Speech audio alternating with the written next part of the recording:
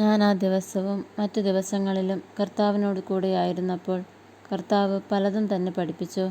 ഈശോ എന്നെ ഏൽപ്പിച്ച ഈ ദൗത്യം ഇന്ന് നിങ്ങളുമായി പങ്കുവയ്ക്കുകയാണ്. ഈശോ പറഞ്ഞു, എൻ്റെ സൃഷ്ടികളെ മുഴുവനും രക്ഷിക്കുവാൻ ഞാൻ ആഗ്രഹിക്കുന്നു. സ്വർഗത്തിൻ്റെ വാതിൽ തുറക്കപ്പെടുന്ന ആ നിമിഷം വളരെയധികം വേദന നിറഞ്ഞതാണ്. ഒരമ്മയും അവളുടെ ശരീരം തന്നെ നൽകി തൻ്റെ കുട്ടിയെ പോറ്റിയിട്ടില്ല എന്നോർക്കുക. എൻ്റെ യോഗ്യതകൾ നിങ്ങളിലേക്ക് പകരുന്നതിനായി സ്നേഹത്തിൻ്റെ ഈ അറ്റ കൈ തന്നെ ഞാൻ പ്രയോഗിച്ചു. എൻ്റെ ജീവിതവും കുരിശിലെ എൻ്റെ ത്യാഗവുമെല്ലാം ഞാൻ തന്നെ നിങ്ങളിലേക്ക് നീട്ടിത്തരുന്നതാണ് വിശുദ്ധ കുർബാന. പിതാവിൻ്റെ മുമ്പിലേക്ക് വരുവാൻ എൻ്റെ ജീവൻ്റെയും രക്തത്തിൻ്റെയും യോഗ്യതയല്ലാതെ നിങ്ങൾക്ക് എന്താണുള്ളത്? ഒന്നുമില്ല. പാപവും അതിൻ്റെ ദുരിതങ്ങളും മാത്രം. വിശുദ്ധിയിൽ നിങ്ങൾ മാലാഖമാരെയും മുഖ്യദൂതന്മാരെയും കവിഞ്ഞു നിൽക്കണം. കാരണം ആത്മീയ പോഷണമായി നിങ്ങൾ എന്നെ സ്വീകരിക്കുമ്പോൾ നിങ്ങൾ അനുഭവിക്കുന്ന സന്തോഷം അവർക്ക് കിട്ടുകയില്ല. അരുവിയിലെ ഒരു തുള്ളി അവർ കുടിക്കുമ്പോൾ എന്നെ സ്വീകരിക്കുന്നതിലൂടെ ദൈവകൃപ ലഭിച്ചിരിക്കുന്ന നിങ്ങൾക്കാകട്ടെ കുടിക്കുവാനായി ഒരു സമുദ്രം മുഴുവനുമാണുള്ളത്. സങ്കടത്തോടു കൂടി കർത്താവ് പറഞ്ഞ മറ്റൊരു കാര്യമുണ്ട്. കർത്താവിനെ കണ്ടുമുട്ടുന്നത് വെറുമൊരു ശീലമാക്കി മാറ്റി ആ കണ്ടുമുട്ടലിനെ ഭയഭക്തി ബഹുമാനങ്ങൾ നഷ്ടപ്പെടുത്തിയവരെ പറ്റിയായിരുന്നു അത്.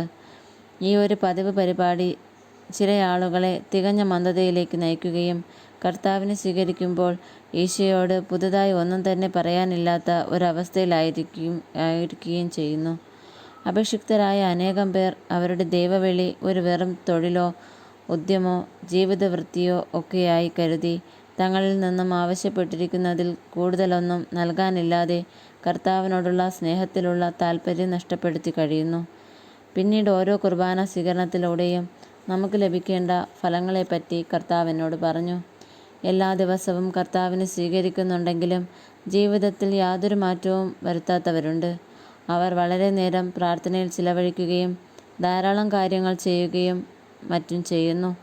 എന്നാൽ അവരുടെ ജീവിതത്തിൽ യാതൊരു പരിവർത്തനവും സംഭവിക്കുന്നില്ല.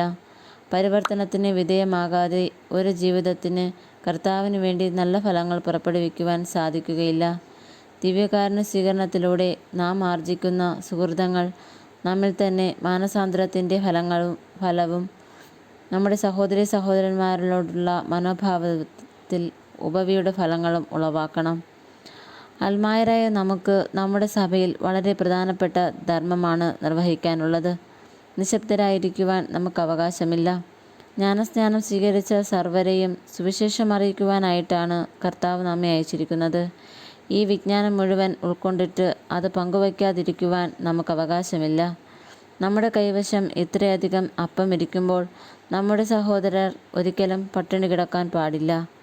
കർത്താവിൻ്റെ വാക്കുകൾ, വൈദികരുടെ ധർമ്മോപദേശങ്ങൾ, തീർത്ഥാടനങ്ങൾ, അനുരഞ്ജന കൂദാശയിലൂടെ ലഭിക്കുന്ന ദൈവകാരുണ്യം, ദിവ്യകാരുണ്യ അനുഭവത്തിലൂടെ ലഭിക്കുന്ന അത്ഭുതകരമായ ദൈവ ഐക്യം, വചനപ്രഘോഷകരുടെ പ്രസംഗങ്ങൾ എന്നിവയിലൂടെയെല്ലാം കർത്താവിൽ നിന്നും ധാരാളം നന്മകൾ സ്വീകരിച്ചിട്ട് നമ്മുടെ ഇടവകകളിലും വീടുകളിലും സുഖമായി നിഷ്ക്രിയരായിരുന്ന് നമ്മുടെ സഭ തകർന്നു വീഴുന്നത് നാം ഒരിക്കലും കാണുവാൻ പാടില്ല.